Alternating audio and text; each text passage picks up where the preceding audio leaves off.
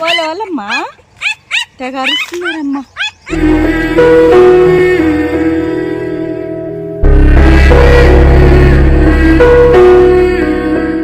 Hi అండి, rice అయితే అయిపోతుంది మన బుడ్డి పిల్లల కోసం. ఇప్పుడు చికెన్ కూడా రెడీ చేయాలి, ఎందుకంటే సన్నిగాడు కూడా లేడు. నేను ఒక్కదాన్ని అవ్వటం వల్ల కాస్త ఇబ్బంది అనిపిస్తుంది. చూపిస్తాను మీకు రైస్ కూడా.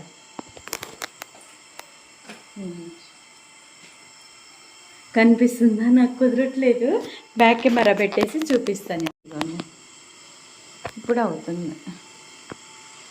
చాలా టైం తీసుకుంటుంది, ఎందుకంటే అదే పొయ్యి మార్చాలి. నేను కొత్త పొయ్యి కొనుక్కొచ్చా కదా, ఆ పొయ్యి పెట్టట్లేదు. మంచి రోజు చూసుకొని ఆ పొయ్యి వెలిగిస్తాను. నేను ఈ పొయ్యి తీసేస్తే ఇంకా ఇబ్బంది అనిపిస్తుంది మనకు కూడా ఈ పొయ్యి.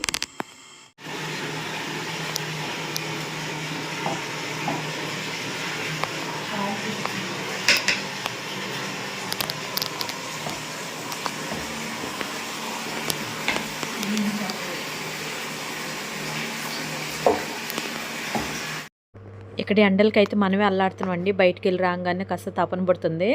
ఇక నైటీ మీదే ఉండాలనిపిస్తుంది, అంత ఎండకి తట్టుకోలేక. పిల్లలు ఇంకా అల్లాడిపోతున్నారండి.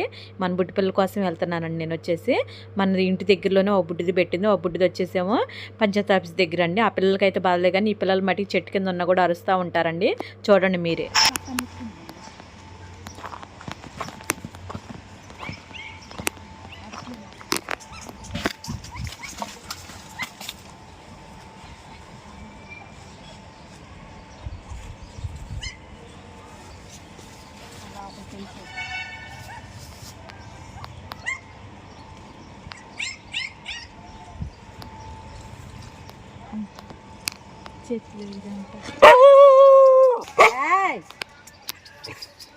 అక్కడ పిల్ల, ఇక్కడ పిల్లని పెట్టింది. ఆ పిల్లని చూడు, 3 పిల్లలా.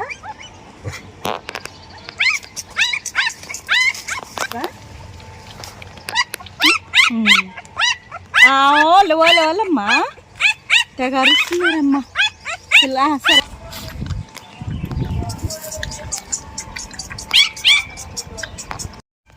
బుడ్డి ఇటు ఆన్ చేసి ఇవ్వాలి కదరా.